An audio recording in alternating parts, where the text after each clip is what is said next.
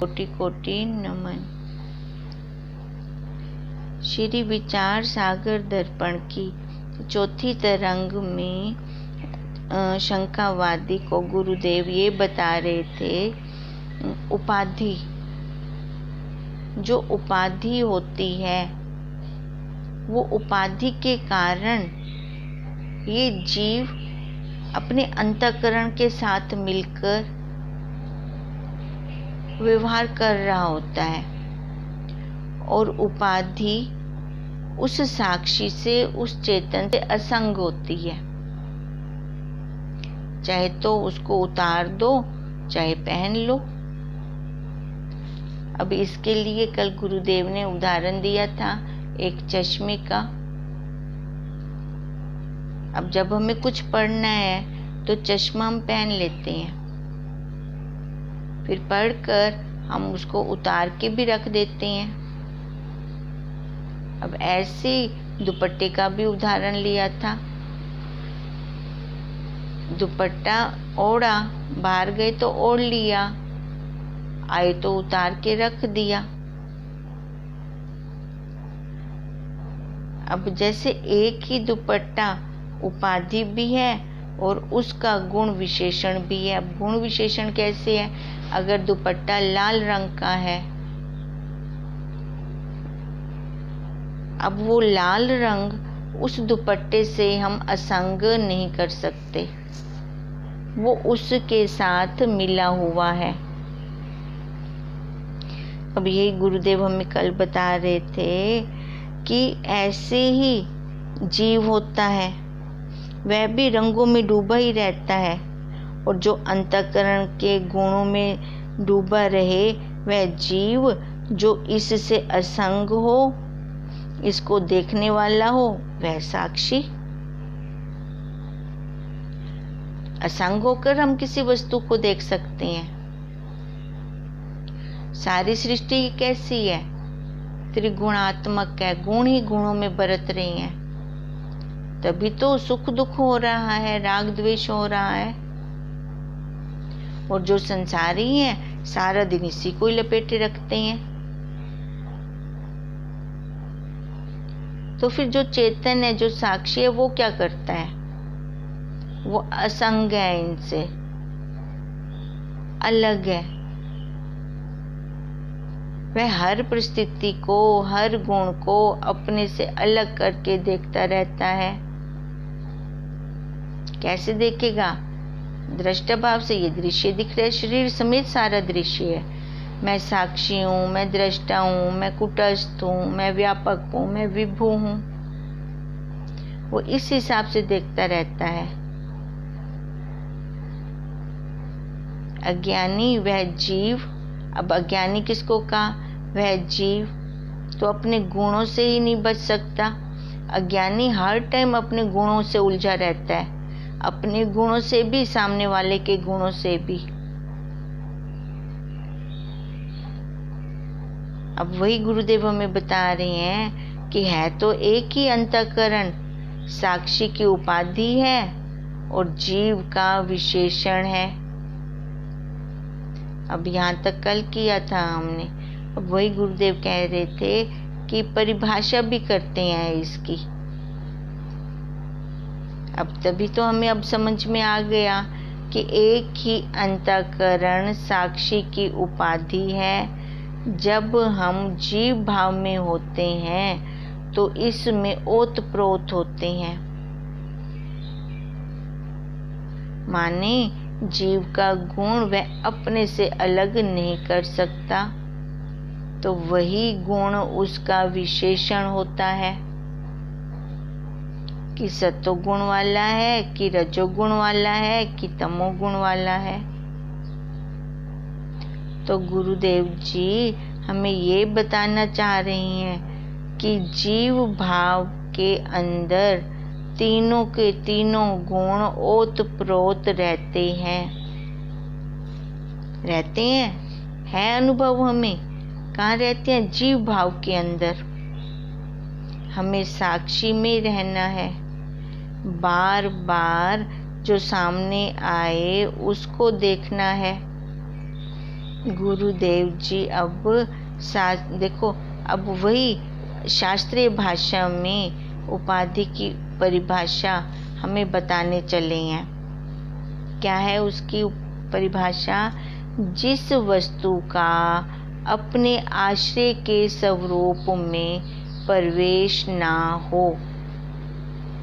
फिर से सुने, जिस वस्तु का अपने आश्रय के स्वरूप में प्रवेश ना हो।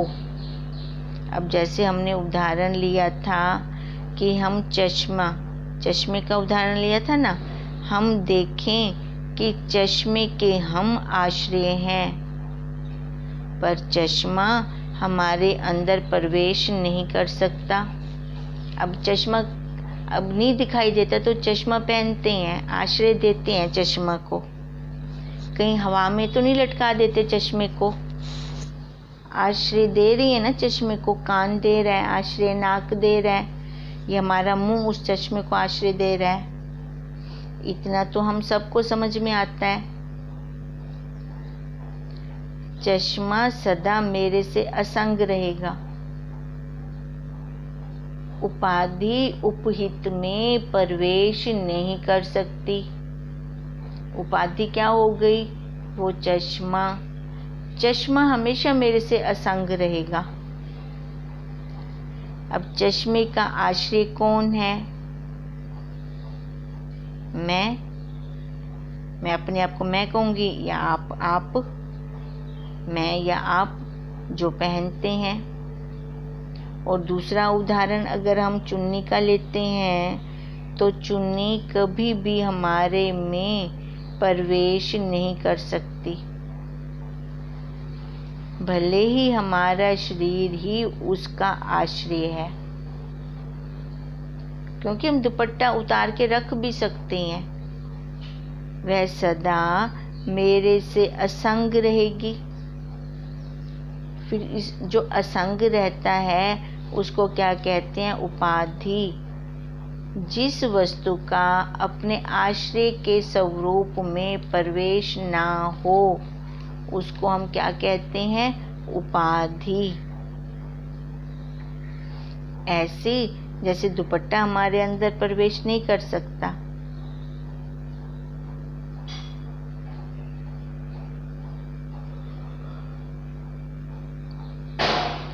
वो मेरे से असंग है, वो उपाधि, तभी उसको उपाधि कहा हमने।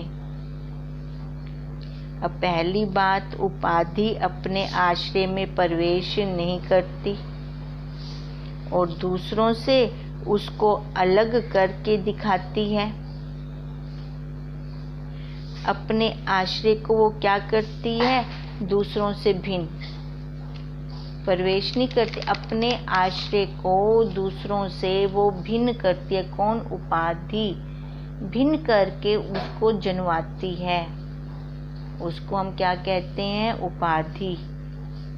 पहला काम तो यह करती है कि अपने आश्रय में प्रवेश नहीं करती।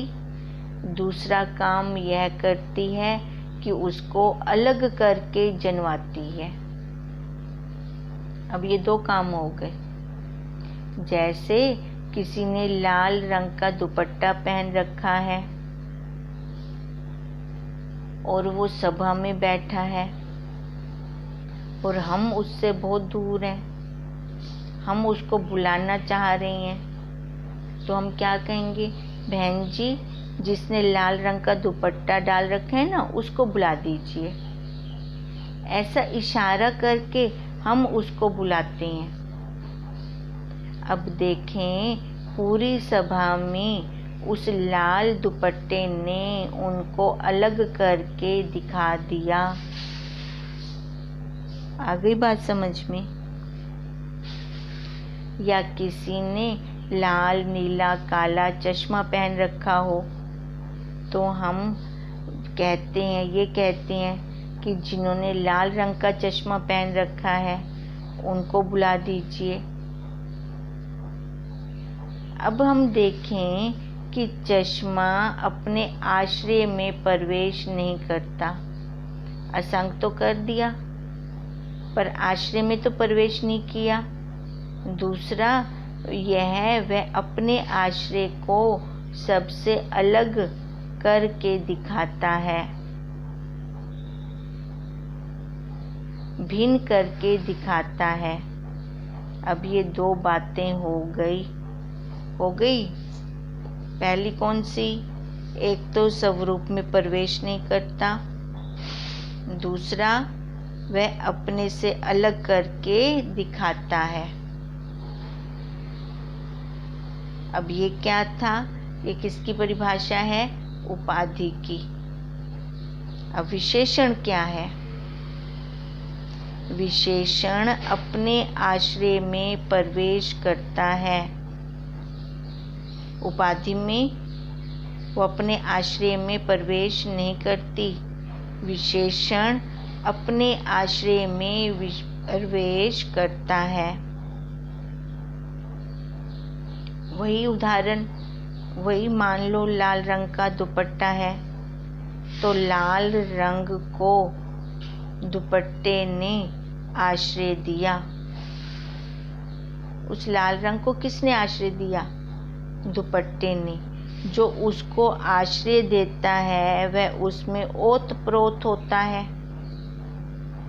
अब लाल रंग चुन्नी में ओतप्रोत है।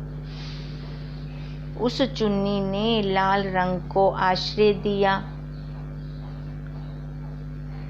तो वह आश्रय देने वाले में प्रवेश कर जाता है। बस इतना ही भेद है दोनों में, उपाधि में और विशेषण में। उपाधि अपने आश्रय में प्रवेश नहीं करती और अपने आश्रय को अलग करके दिखाती है। जैसे चश्मा पहन लो, चश्मा अपने आश्रय में प्रवेश नहीं कर सकता, चुन्नी अपने आश्रय में प्रवेश नहीं कर सकती, पर उसमें से अलग करके दिखाती है। लेकिन विशेषण क्या है? वह तो अपने आश्रय में ही प्रवेश कर जाता है। जैसे चुन्नी ने लाल रंग को आश्रय दिया, तो लाल रंग चुन्नी में ओतप्रोत हो गया। दूसरी बात, दोनों की एक जैसी ही है। विशेषण भी अपने आश्रय को सबसे अलग करके दिखाता है और उपाधि भी अलग करके दिखाती है। दूसरी बात, दोनों में समान है। पर पहली बात, उपाधि अपने आश्रय में प्रवेश नहीं करती और विशेषण अपने आश्रय में प्रवेश कर जाता है।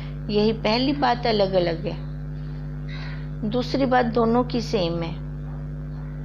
उपाधि मतलब यह शरीर, यही तो आश्रय है। अब यह शरीर, अब आश्रय मतलब चेतन, उपाधि मतलब शरीर, आश्रय मतलब चेतन।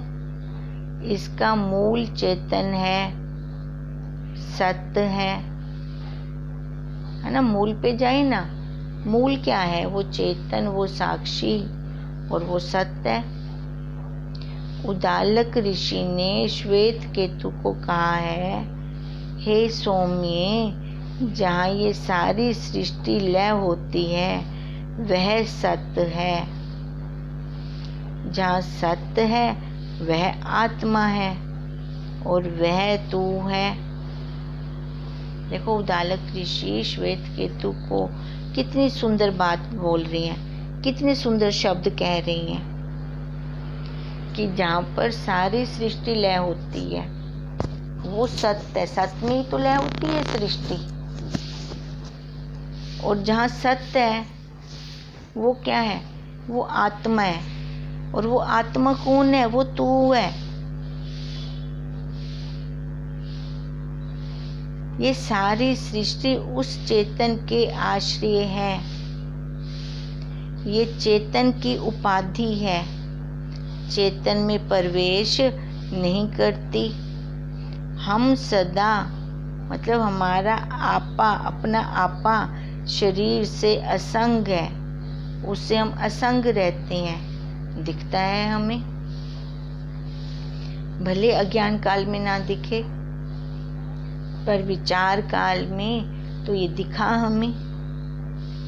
देखें, अगर शरीर ना हो तो वो विशेष चेतन जो है वो बैठा है। मान लो बाहर से कोई सुख आ गया, हम कहें सुख में अंदर सुख वो हमारे अंदर चला जाए, पर सुख कभी हम तक नहीं पहुंच सकता, पहुंच ही नहीं सकता, हमारे मन तक पहुंच नहीं सकता। बस हर जगत का कोई भी व्यवहार है वो दुख है, सुख है।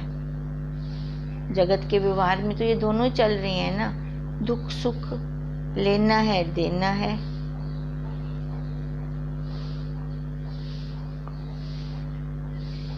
पद पदार्थ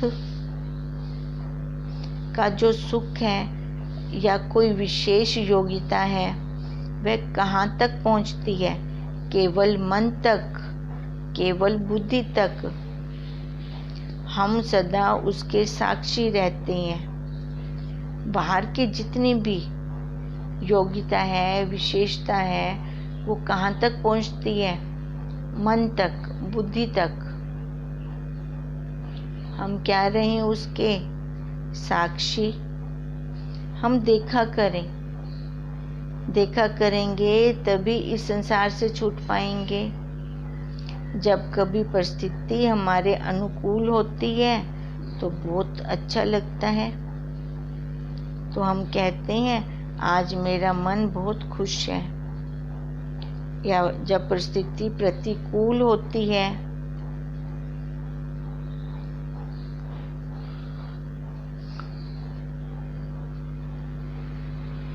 तो कहते हैं आज मेरा मन बहुत दुखी है। तो हम मन का नाम लेते हैं, मिला हुआ कहता है। अब जो नाम लेते हैं उसको अलग करते हैं, पर जो मिला हुआ है मन के साथ वो क्या कहता है कि मैं दुखी हूँ, मैं सुखी हूँ। पर जानकार को समझ आ जाए तो वह अपने को अलग से देख लेता है। जानकर तो अपने आप को अलग देख रहा है ना उससे। मन के सुख का भी मैं साक्षी हूँ।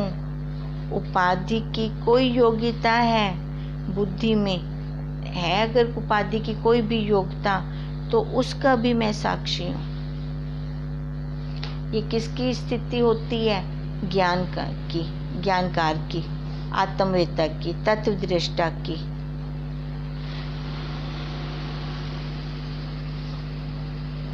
वो आप उसमें प्रवेश नहीं कर सकता।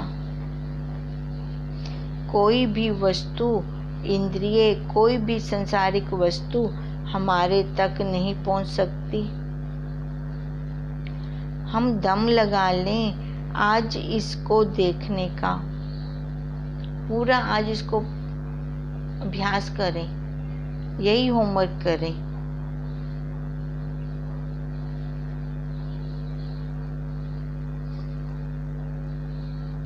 कोई भी वृत्ति है, चाहे हम जितना भी पुरुषार्थ कर लें उसको अंदर पहुंचाने का, पर वह वृत्ति रूपी दरवाजे तक की खड़ी रहेगी। वो बाहर तक की खड़ी रहेगी, अंदर वो जा ही नहीं सकती, आ ही नहीं सकती अंदर। इसका मतलब यह शरीर असंग है। यह शरीर उससे असंग है, और जो अंतःकरण में अज्ञान से मिला है वो 3 गुणों से चेतन लिप्त है। और ये दोनों चेतन साक्षी और जीव एक ही है, ये दो अलग अलग नहीं है।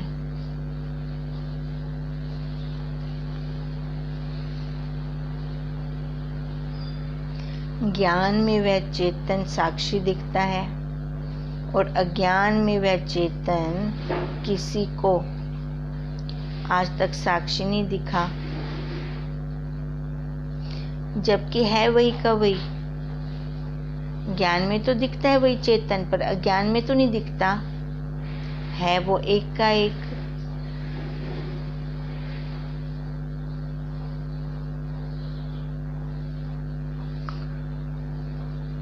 अब गुरुदेव पूछ रहे हैं, अगर किसी को दिखा हो तो बताए वो।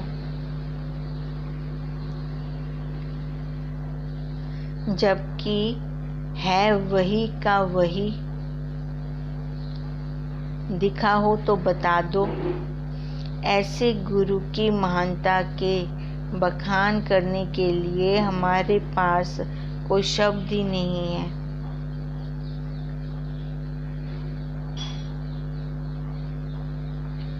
और ऐसे गुरुओं का मिलना भी अपने आप में पुण्य कर्मों की पूंजी का खजाना होने की बात है।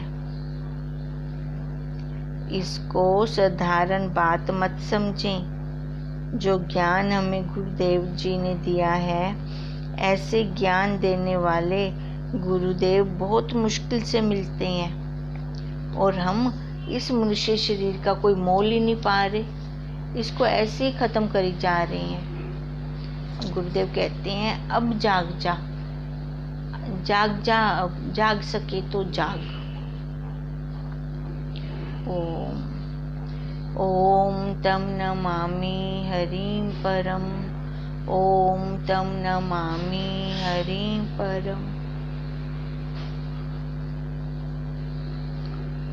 ओम तं नमामि हरिं परम। ब्रह्म स्वरूप गुरुदेव के चरणों में कोटि कोटि नमन।